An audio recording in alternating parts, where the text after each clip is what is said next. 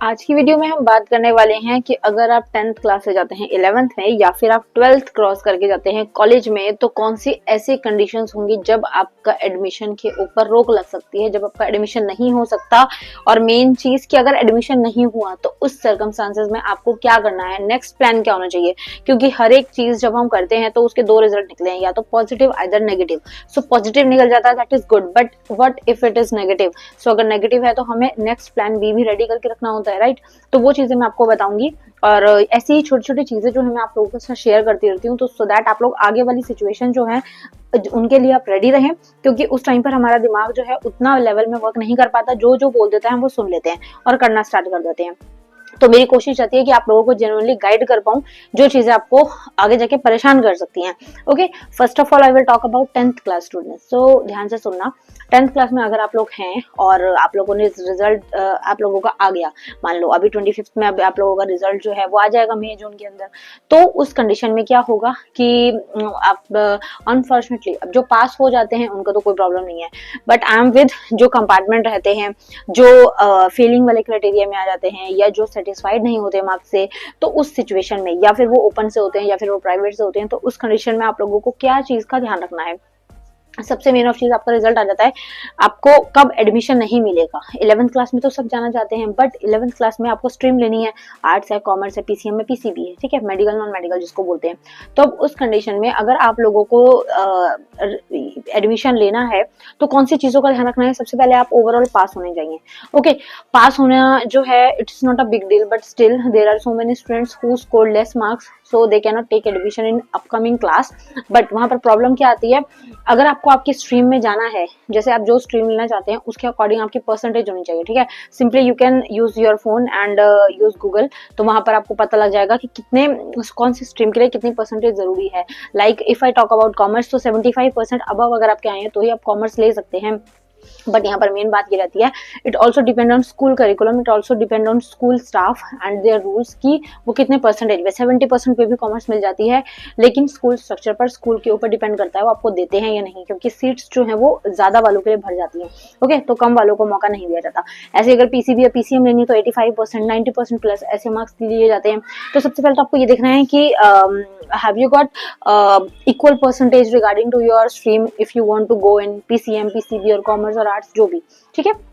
तो अगर आपकी परसेंटेज उतनी नहीं आती तो उस कंडीशन में आपका एडमिशन नहीं होगा। What stream what you want to take, okay.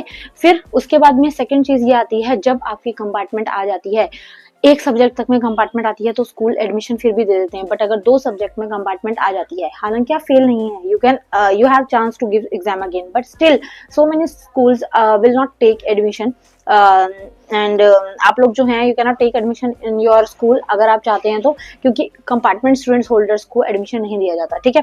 एक सब्जेक्ट 2 सब्जेक्ट तक में ठीक है, अगर 2 से ज्यादा सब्जेक्ट में कंपार्टमेंट आती है तो आपको क्लास रिपीट करनी पड़ सकती है।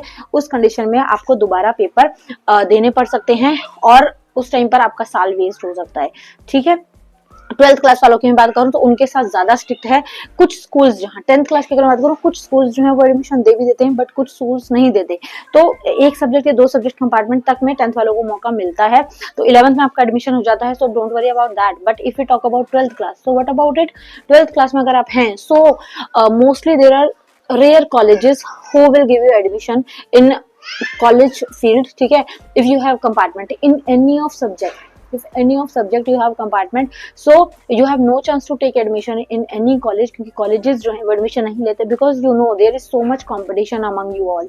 तो अगर competition ज्यादा है तो of course जो पढ़ने वाले बच्चे हैं वो ज्यादा हैं, टॉपर्स ज्यादा हैं, ओके। 90+, 95, 99% वाले बच्चे जो हैं वो ज्यादा हैं, तो उस कंडीशन में कंपार्टमेंट होल्डर्स को मौका नहीं दिया जाता। फिर भी रास्ते क्या क्या हैं, 10th क्लास वाले 11th नहीं कर सकते, ओके, बट स्टिल आप लोगों के पास 2 चांस रहते हैं। अगर आप में कैपेसिटी है तो आप 1 साल अच्छे से अगर आप 11th क्लास का जो है नॉर्मली बाहर से पढ़ सकते हैं और 12th क्लास के डायरेक्ट आप ओपन से पेपर दे सकते हैं अगर आप पढ़ पाओ। लेकिन ये चीज सिर्फ कुछ ही बच्चे कर पाते हैं, तो ये मैं आपको एडवाइस नहीं करूंगी कि आप ऐसा करो। So what you will do then, आप लोग क्या कर सकते हैं, 11th क्लास जो आपने मतलब कि आपका एडमिशन नहीं हो पाया तो पहले तो आप स्कूल्स ट्राई करेंगे। बहुत सारे स्कूल्स जो है आपको मौका दे देते हैं, एडमिशन दे देते हैं, बट स्टिल अगर नहीं देते तो आप लोगों को जुलाई में मौका दिया जाता है 2 सब्जेक्ट्स तक में कंपार्टमेंट क्लियर करने का।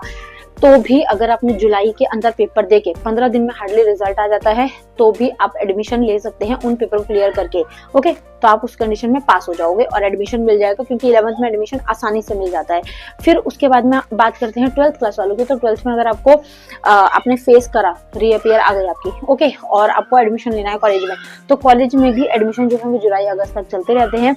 सो अगर एक सब्जेक्ट तक में आपकी कंपार्टमेंट है, so you have chance to give exam in 1 और 2 मंथ्स। ओके, आपको जून या जुलाई के अंदर, जून में आई थिंक फॉर्म भरना स्टार्ट हो जाते हैं। सारी अपडेट्स मैं आप लोगों को देते रहूंगी एग्जाम्स तक, तो आपको टेंशन नहीं लेनी है। छोटी छोटी चीजें जो है ये गाइड करती रहती हूँ, this is my responsibility for you. Okay, तो आपको नॉर्मली क्या करना है, जुलाई में पेपर दे देना है, और पेपर देने के बाद में you will be free.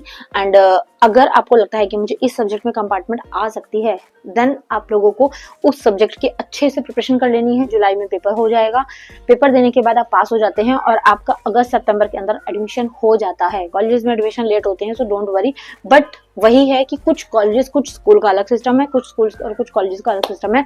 So you have to go there and confirm that this is right और नॉट। ओके, वो according to their rule structure होगा। ठीक है, तो ये इस तरीके की चीजें रहती हैं। सो 11th में भी एडमिशन में प्रॉब्लम आ सकती है, कॉलेजेस में भी एडमिशन में प्रॉब्लम आ सकती है, बट सॉल्यूशन इज कि आप कब और किस तरीके से चीज़ों को हैंडल करते हैं, क्योंकि बहुत सारी चीज़ें होती हैं बच्चा करने की। ठीक है, बहुत सारे लोग होते हैं हमें गाइड करने के लिए, बट उस टाइम पर हमें ये देखना है कि कौन हमें सही तरीके से समझ पा रहा है और रिप्लाई कर पा रहा है, गाइड कर पा रहा है। तो वो चीज़ें मोस्ट इंपॉर्टेंट होती हैं।